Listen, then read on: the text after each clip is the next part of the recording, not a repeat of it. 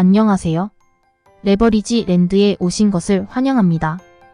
이번 시간에는 왜 우리가 개별 주식이 아닌 ETF로 투자해야 하는지에 대한 주제로 이야기를 나누어 보겠습니다.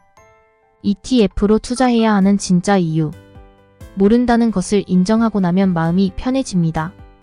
시작하기 전에 궁금한 것이 있습니다. 현재 시가총액을 기준으로 한 글로벌 탑10 기업들은 빅테크 기술주 기업들로 채워져 있는데요. 여러분은 앞으로도 이 같은 기조가 계속 유지되리라고 보시나요? 다시 말해서 지금 1등부터 10등까지 하는 회사들이 10년 뒤에도 지금과 똑같이 상위권을 유지할 수 있느냐는 것이지요. 제 생각은 아니다. 입니다. 그럼 그 이유를 지금부터 하나하나 설명해 보겠습니다. 다음은 2000년대의 글로벌 탑10 기업들을 정리해 놓은 자료입니다. 미국의 빅테크 기업들이 글로벌 탑10으로 군림한 것은 인터넷과 모바일 혁명이 본격적으로 일어난 2010년대에 들어서부터인데요. 알파벳과 메타, 아마존, 그리고 테슬라, 엔비디아 등등의 빅테크 기업들도 한때는 정말 보잘것없이 작은 규모의 회사로 시작했으나 시대를 잘 만나며 정말 빠른 속도로 몸집을 불리고 성장해서 지금의 빅테크 왕국이 만들어졌습니다. 그리고 여기서 우리가 주목해야 봐야 할 것은 글로벌 탑10의 순위표가 날이 가면 갈수록 더 바르게 변동하고 뒤바뀐다는 사실입니다. 21세기 들어서는 혁신의 속도가 워낙 빠르다 보니 어떤 기업이 순식간에 글로벌 탑10 기업으로 성장할지 도무지 종잡을 수 없을 정도입니다. 다음은 작년 시가총액을 기준으로 한 글로벌 탑10 기업들 순위표입니다.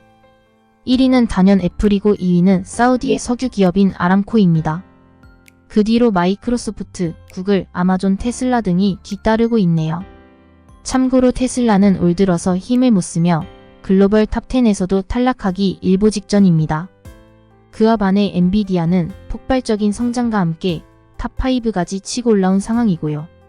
특징을 간단히 정리하자면 가장 뛰어난 인공지능 실력을 갖춘 기업들이 상위권을 유지하고 있는 가운데 반도체 기업인 엔비디아와 TSMC가 글로벌 탑10에 들어와 있는 게 독특합니다.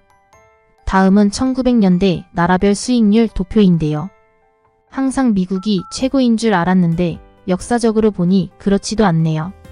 1960년대에는 스페인이 최고였고 1970년대에는 대한민국이 최고였으며 1980년대에는 스웨덴이 최고였습니다.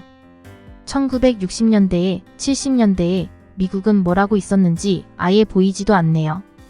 인터넷 혁명과 모바일 혁명을 거치며 공룡 빅테크 기업들이 탄생하게 되었고 그를 중심으로 한 본격적인 미국 중심의 기술주 시대가 시작되었다고 봐야 할 것 같습니다. 지금까지 시대별 글로벌 탑10 기업들을 아주 간략하게 살펴보았는데요.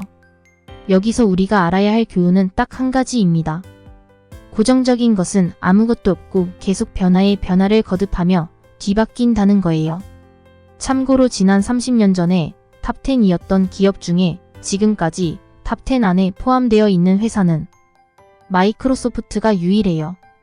나머지는 모두 뒤바뀌었고 심지어 어떤 기업은 왕년의 영광을 뒤로하고 지금 어디서 뭘 하고 있는지 조차 모르는 회사들도 즐비합니다. 앞으로는 어떨까요? 단언컨대 이 같은 격변은 더 심화되면 심화됐지 수그러들진 않을 것이라고 확신합니다. 지금이야 글로벌 빅테크 기업들이 마치 천년 만년 현재의 입지를 유지할 것 같아 보이지만 본격적인 인공지능 시대를 맞이하여 어떤 기업은 경쟁에서 뒤처지며 역사의 뒤편으로 사라져 버릴 것이며 또 어떤 기업은 변화에 적응하며 계속 성장하고 발전해 나갈 것입니다. 그런데 어떤 기업이 도태되고 어떤 기업이 살아남을지 우리가 과연 알 수가 있을까요? 아무리 재무구조가 튼실하고 매출과 이익이 우상향하고 있다고 하더라도 기업의 미래는 아무도 모르는 거예요. 참고로 주변에 이런 말씀 하시는 분이 계시더라고요. 30년 전부터 삼성전자를 꾸준히 투자했으면 대박 났을 건데 왜 투자 안 했냐고요. 우리 솔직해집시다. 30년 전으로 돌아간다고 해도 삼성전자를 고를 성견지명이 있을까요?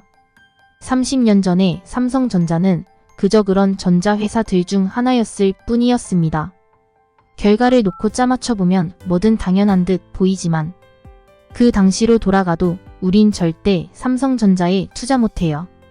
그래서 결론이 뭐냐고요? 결론은 바로 이겁니다. 첫 번째, 모른다는 것을 쿨하게 인정하자. 두 번째, 기업의 미래는 모르지만 시장의 미래는 역사가 증명한다.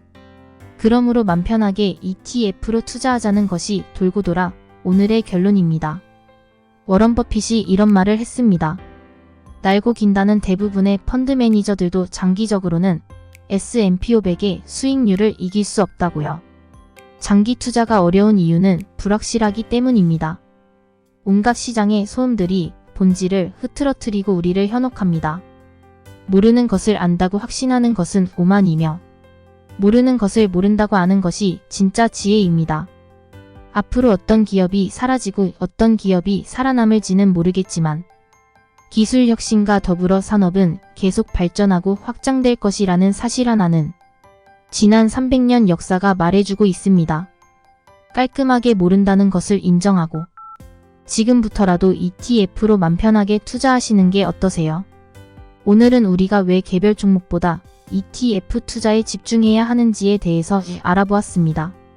다소 두서없이 말씀드린 것 같아 이야기가 잘 전달되었는지 모르겠습니다. 그럼 다음 시간에 더 유익한 내용으로 인사드리겠습니다. 감사합니다. 남은 주말 즐거운 시간 되세요.